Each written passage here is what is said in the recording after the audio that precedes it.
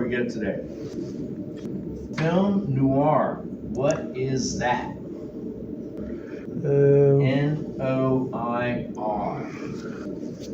It's kind of like a film, but like from a darker tone.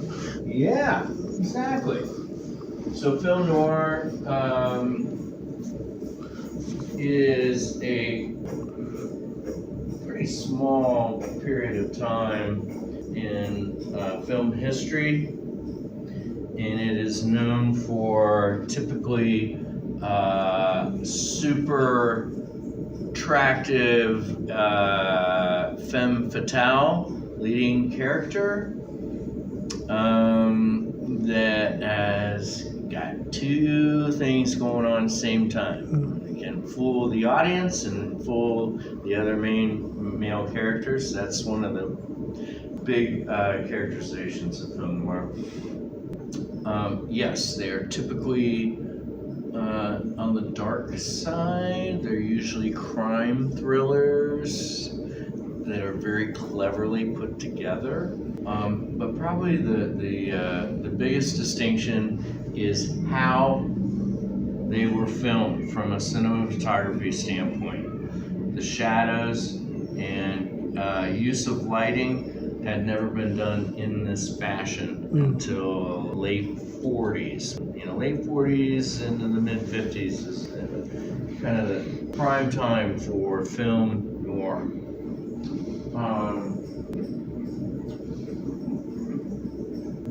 Barbara Stanwyck, one of my all-time favorite actresses, stars in a film called Double Indemnity. It is an outstanding film, both from an acting standpoint, and it's got some cool music in it. Another one is a film called Laura,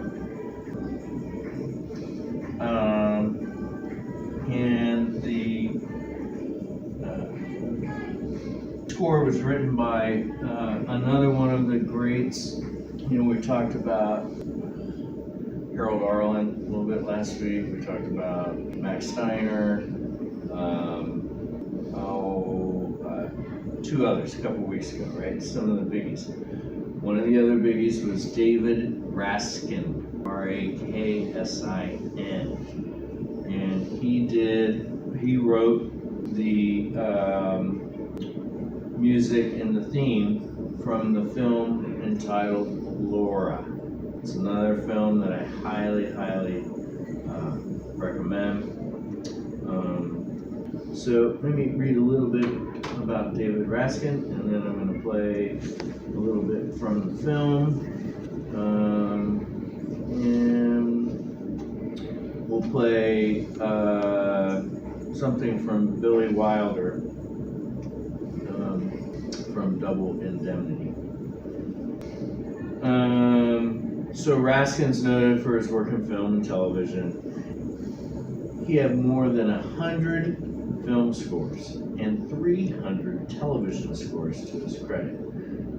It's an incredible amount of cranking out music. He's Jewish from Philadelphia.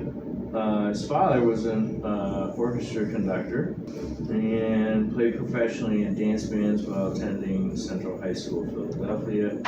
He studied composition at the University of Pennsylvania, and then went on to study with Isidor Fried in New York and Arnold Schoenberg in LA. One of his earliest films was an assistant, so he was young, to Charlie Chaplin in the composition for the score of Modern Times in 1936. He is perhaps best remembered for his score for Laura, which came out in 1944. So this would have been very early film noir. Theme music for Laura, with lyrics by Johnny Mercer, became a major hit. During Raskin's lifetime, Laura was reportedly the second most recorded song in history after Stardust by Hoagy Carmine and Jim Parrish. It seems hard to believe. And I played the tune many times over the years. You guys will get it when you hear it.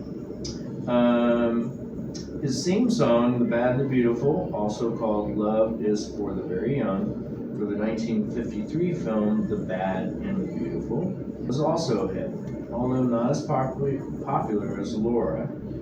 Raskin insisted that the song be released as an instrumental because he had resented having to split the proceeds from Laura with a lyricist. So oftentimes there are songwriting teams, right? One writes the music, one writes the lyrics, you have an agreement. That was not necessarily the case when he was asked to work with Johnny Mercer on Laura. The Bad and the Beautiful was initially disliked by the film's director, Vincent Minnelli. Vincent Minnelli was married to who?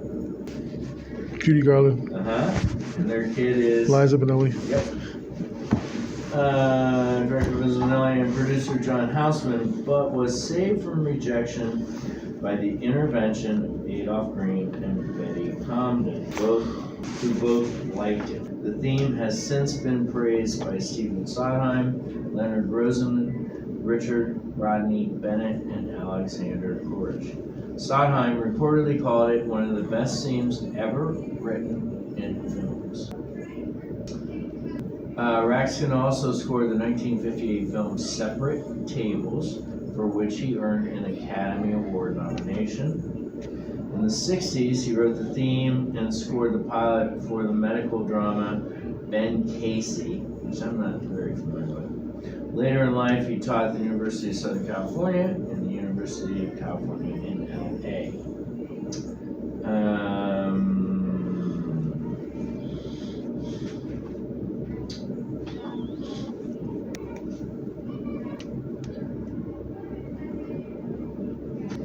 So lots of television scores. I'm scrolling through here to see. Al Capone in 1959, Separate Tables, which I mentioned in 58. Hilda Crane in 56.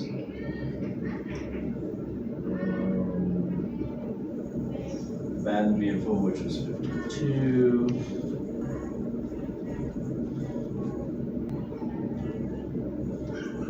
Force of Evil in 1948. Fury in Furnace Creek, also in 48. The Secret Life of Walter Mitty. It's an interesting film. Came out in 1947. I write that down and check it out another time. And Laura, which we're going to listen to right now. Raksin, Raksin. And they're biggie in some of the composers for film music during this period of time that we're talking about.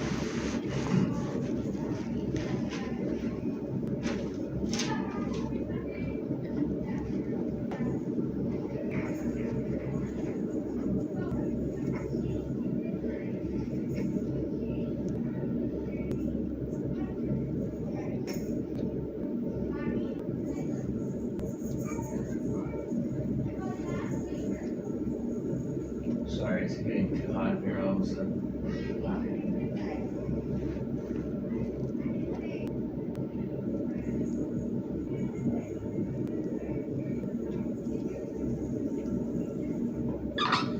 And this theme runs throughout for saving hundreds the with film, Liberty Mutual. and it really fits the mood of the film. She's gone. Laura. I found an apartment.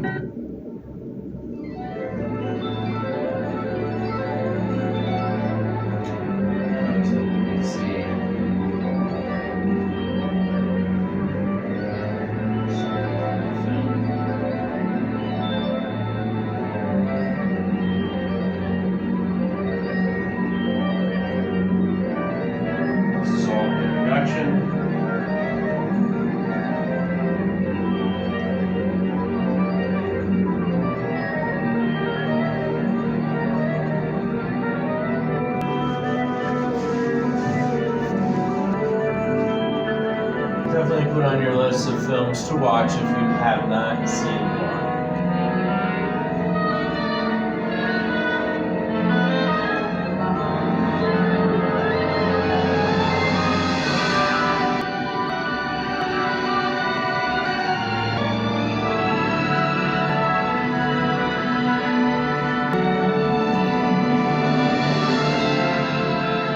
instrumental version of the tune. There are lyrics.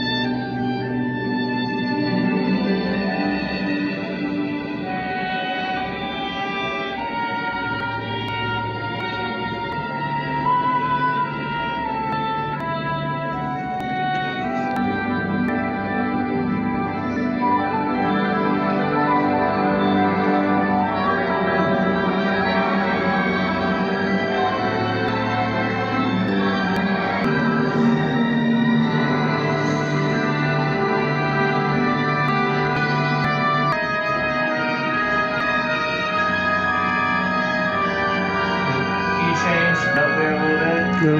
And more slow trick. Composers, pop singers still do to this day.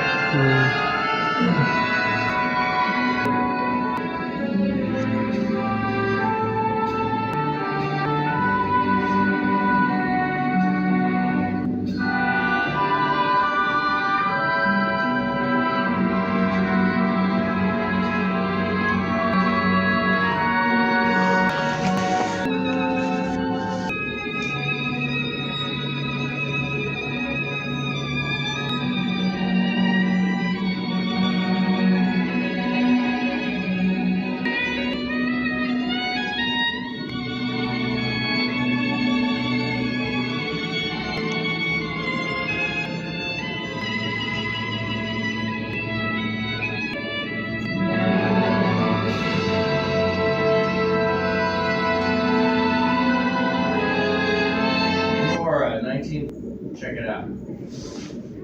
So I'm probably not going to get to everything I want to talk about today. So let's see if I can play something up from the same period of time.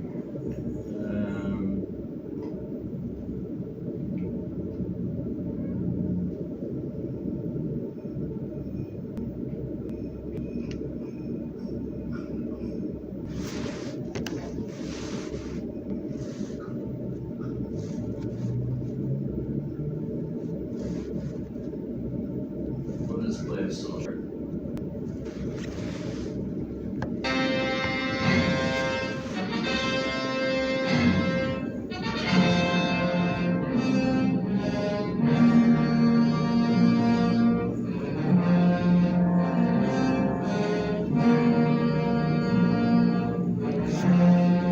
Fred McMurray, like you've never seen him. If you guys haven't seen this, also put this on your list. This is one of my all-time favorite films. And classic film noir.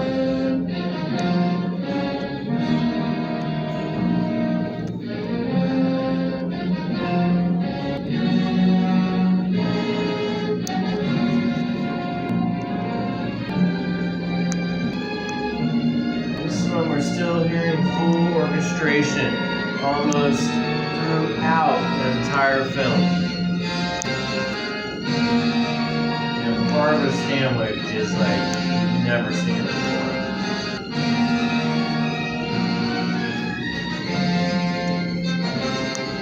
She's the scary, trickery femme fatale character. She plays it really well.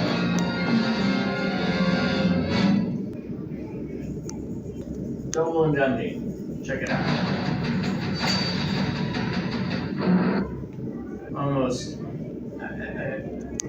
to understand the era and get a real sense of what film noir is.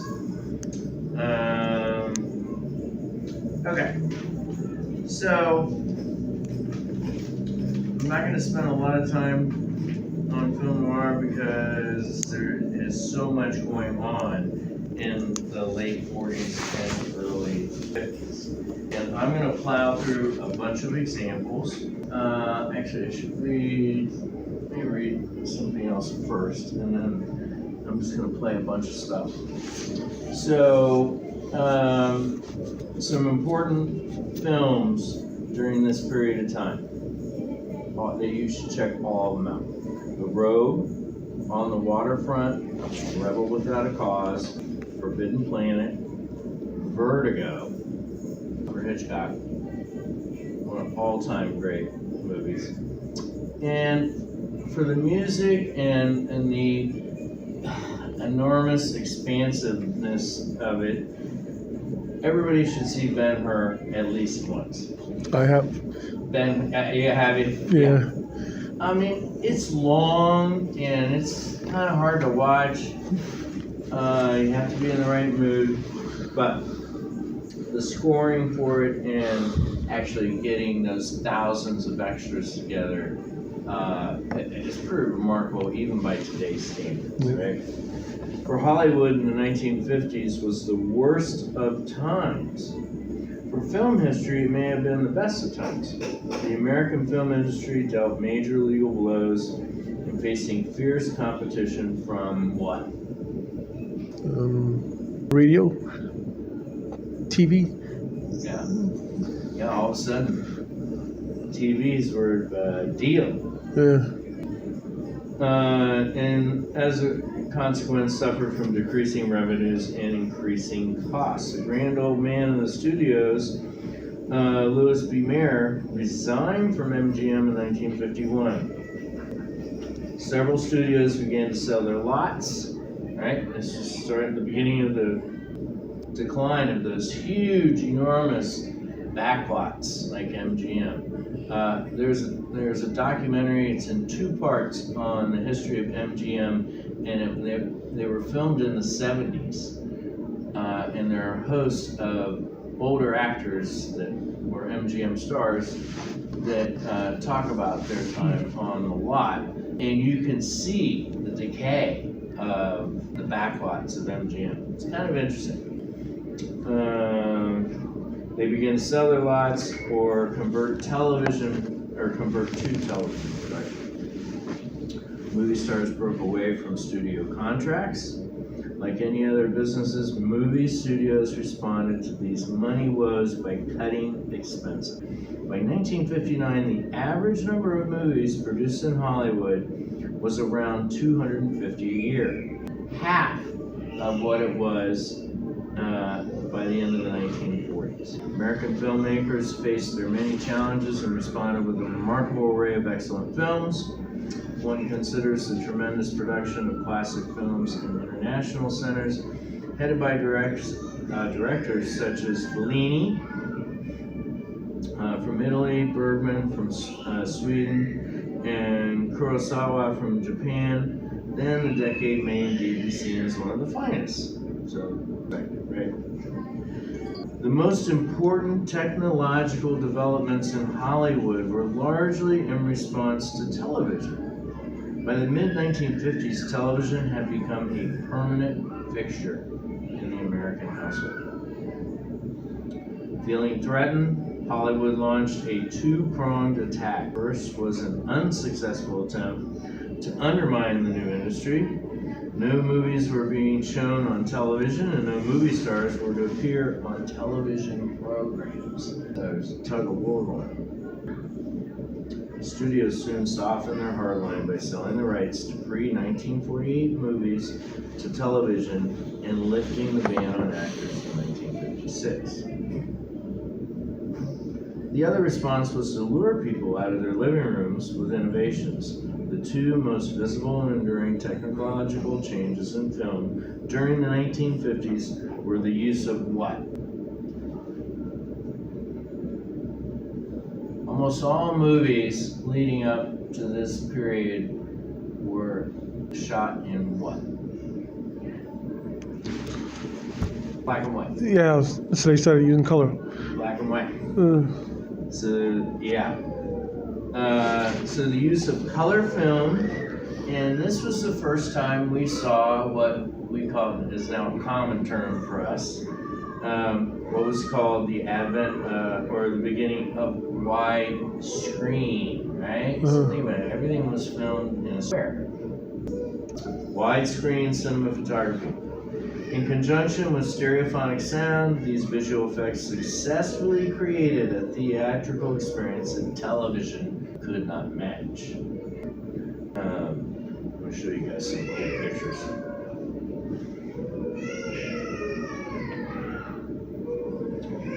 Three television sets.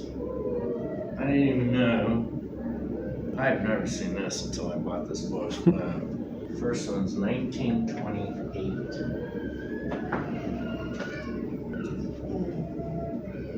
And then this would have been the next generation. Kind of looks like a radio, right? Yeah. And then this was the typical 1950s.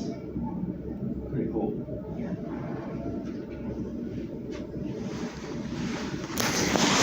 Hear anybody talk about the TV from 1928. I still can't believe it. I mean, I've never even seen anything like that. And then this in the 40s, the very beginning, you know, a little tiny screen, you know, resembles a radio, right? And this is what we typically remember from the 1950s. Pretty cool.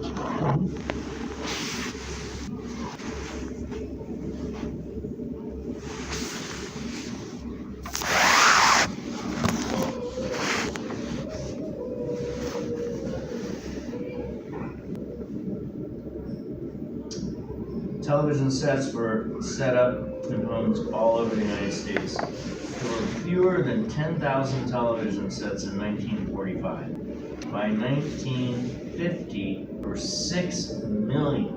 wow. By 1960, 60 million. So this is rapid growth in technology. 1951 broadcasts were finally shown coast to coast. Lucille Ball began her astonishing reign as the queen of comedy. Within 5 years, the popularity of television was threatening to destroy the movie industry.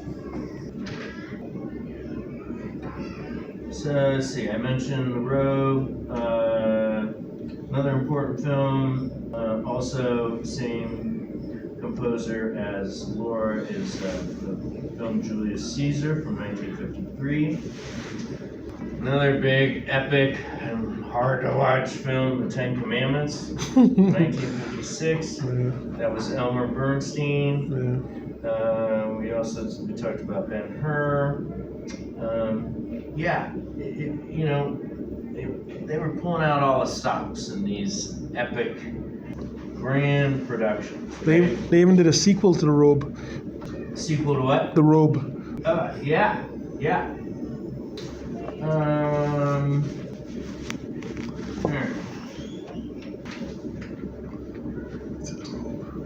Let's see, I mentioned Double Indemnity, Lost Weekend, Spellbound, The Killers, Double Life. I mentioned Julius Caesar and Ben-Hur. Thief of Baghdad, and The Lost Weekend, 1945. So,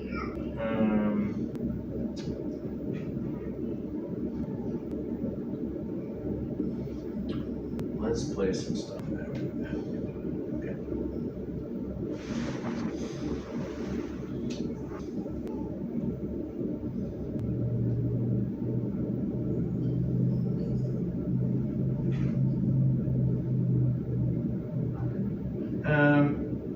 There were still a lot of comedy. They weren't like the classic MGM films of the 30s and 40s, but you know, Frank Sinatra was at the height of his career. So films like High Society, had Bing Crosby and Frank Sinatra. The Bandwagon, 1953. That's Entertainment with Fred Astaire, Sid Reese. Oscar Levant is in the film and plays piano. He was a brilliant musician and was a decent actor, but he was hired a lot during this period of time and would play himself playing piano in these films. South Pacific in 1958, Rodgers and Hammerstein's very famous tune, Some Enchanted Evening. Guys and Dolls, I'll play Luck Be a Lady Tonight. Kismet came out. One of the characters in Kismet's name is Marcina, which is where my parents got the name. It's my younger sister's name, Marcy. Marcy came from the film Kismet. And probably one of the biggies, this put on your list for sure, not to miss, An American in Paris. Gene Kelly and Leslie Caron came out in 1951. Why don't we start? I'll go over this list again if you guys missed some things.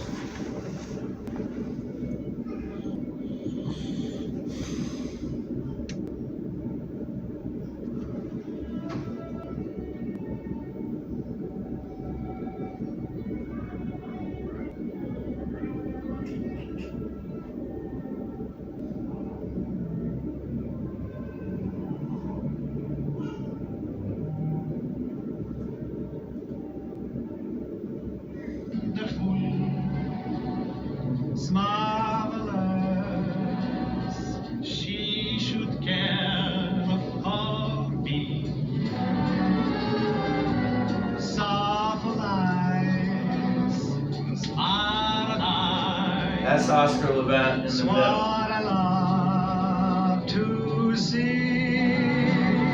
Usually popular too. Made my life so marvelous. You can't blame me for feeling amorous.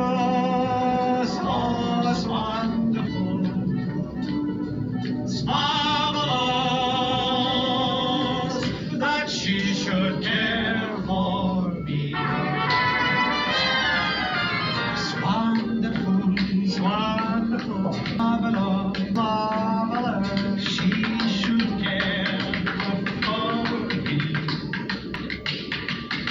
It's awful nice, paradise, paradise. What I love to see. She's made my life so marvelous. You can't blame me for feeling amorous. It's wonderful. It's marvelous that she should care for me. It's a fun film. I particularly am fond of Leslie Caron's performance in this film. She's pretty young, and she's one hell of a dancer and sings well. And I think she was a pretty decent actor. Her career was relatively short-lived.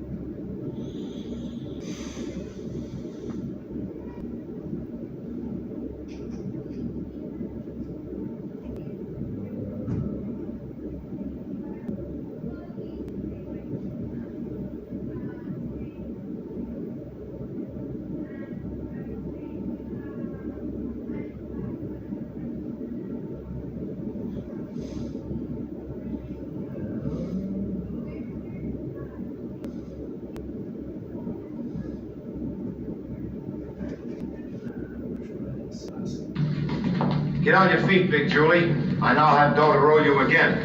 this time with real dice. Nothing doing. With honest dice, Big Julie cannot make a pass to save his soul. What did you say? I only say that with real dice, Big Julie cannot make a pass to save his soul. That's very interesting. Guys and Dolls, 1955. Maybe with honest dice, Frank I can make a Sinatra, pass to save his Marlon soul. Brando. And yours, and yours, and yours. I'm gonna roll these dice. One roll. And on that roll, I'm gonna bet each of you $1,000 against your soul. 1,000 cash against the market for your soul. If I win, all of you show up at the mission tonight. Have I got a bet? Let me get this. Hold on, let me get this. If you lose, then you gotta give us each $1,000, huh? But if you win, then we all gotta show up at the Mission Dolls Cabaret? Save a soul mission, midnight tonight, one meeting. If you lose 1,000 apiece? 1,000 apiece.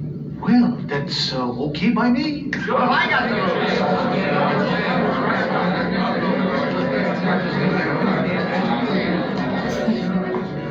What's the delay, Sky? You turning chicken? You know better than that, horse. You see me roll for twice as much.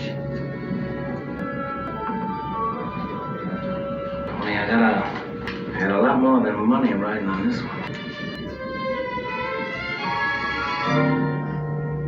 They call you Lady Luck, but there is room for doubt. At times you have a very unladylike way of running out. You're on this date with me. I've never researched this. Blush, I don't think that's Marlon Brando singing. and yet No, it was, common secret practice is over in you his free time. might give really me the don't. brush. You might forget your manners, you might refuse to stay. Not sure. And so the best that I can do is pray. Luck be a lady tonight. Luck be a lady tonight. Lucky if you've ever been a lady to begin with. Luck be a lady tonight. Luck let a gentleman see how nice a dame you can be. I know the way you treat other guys you've been with. Luck be a lady with me. It's not very good. And that A actually lady might be doesn't him leave singing. her escort. It isn't Because the famous fair, it version is isn't Frank nice. Sinatra. A lady doesn't wander all over the room and blow on some other guy's dice. So let's keep the party polite. Now, this is not. This much later is MacBook in Neo. Frank's life. An amazing, all-new Mac Was at a surprising They call you Lady Luck, but there is room for doubt. At times you have a very unladylike way of running out. Hit. You're on this date with me. The pickings have been lush. Written by And Frank yet before Lester this for, evening is over, Musical Guys. you might give me the brush. You might forget your manners. You might refuse to stay. And so, if you've ever been a lady to begin with, You guys heard this? luck be a lady tonight. It's a huge hit for Frank Sinatra. Let a gentleman see just how nice a dame you can be. I know the way you've treated other guys you've been with. Luck be a lady with me.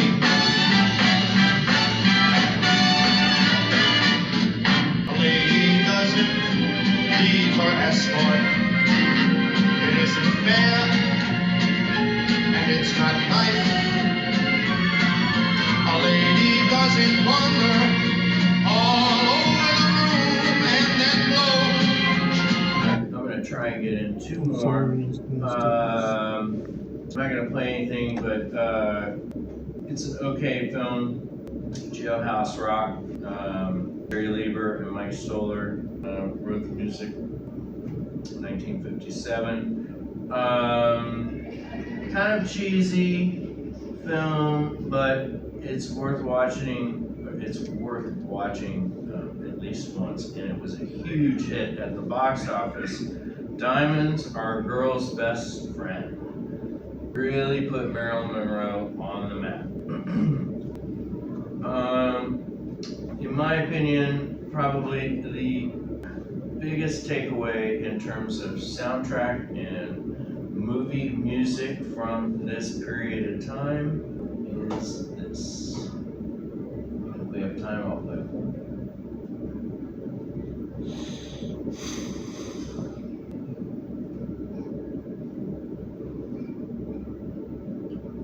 Hugely famous scene. Gene Kelly did all his own choreography.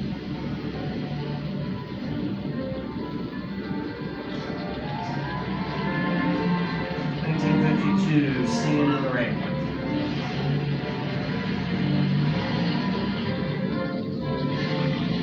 This film and the music from it, enormous. Huge, huge. Everybody will want it.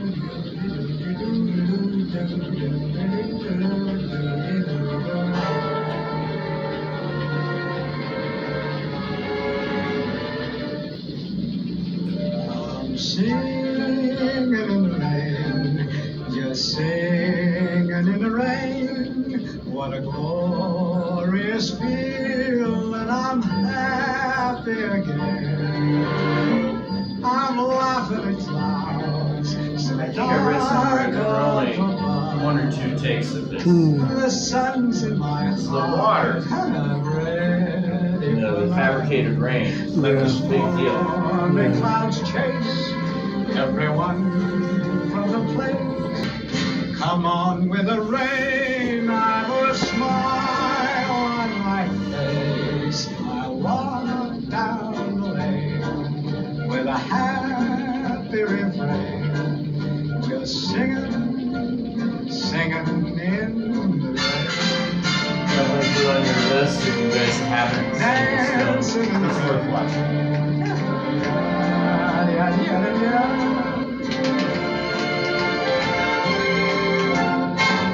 I'm happy again.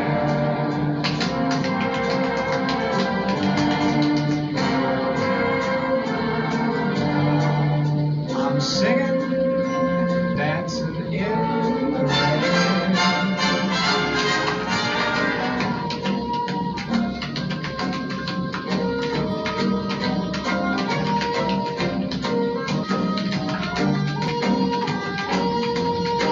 Kelly and Fred Astaire are both famous for using unusual props in solo dance numbers like this.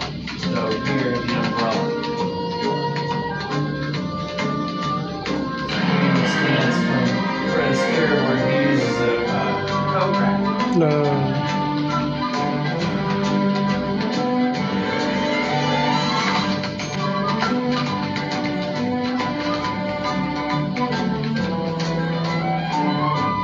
Who would think of that tap dancing?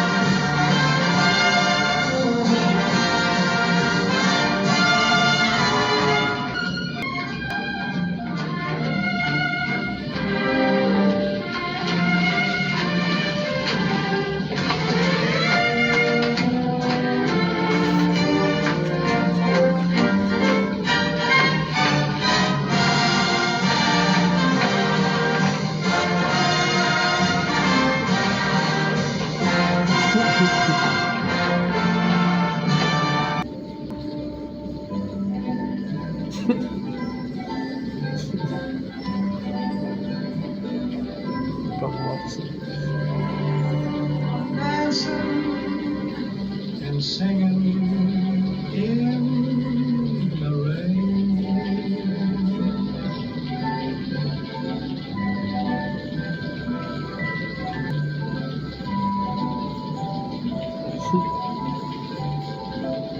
All-time famous scene from this period of Pretty cool. Hello.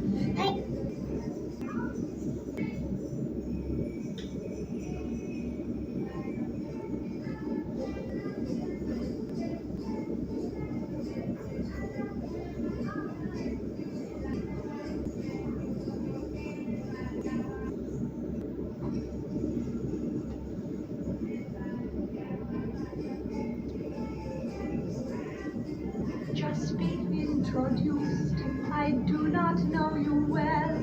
The King and I, another big hit, came out in 1956. Bill Brenner, Are in Never each other's arms. It made me think we might be similarly occupied. And of course, Rodgers and Hammerstein, one of the biggest songwriting collaborations of all time. Music, shall we fly? Shall we dance? Shall we then say goodnight and mean goodbye? Or perchance, when the last little star has left the sky, shall we still be together with our arms around each other? And shall you be my new romance?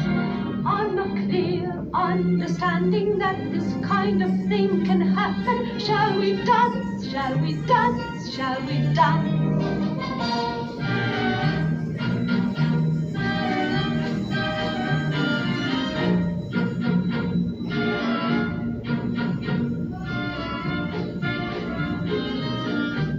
Why do you stop? You dance pretty. Go on, go on, go on. Your Majesty, I didn't realize.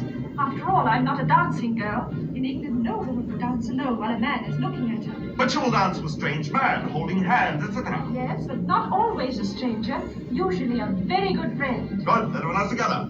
You show me. Teach.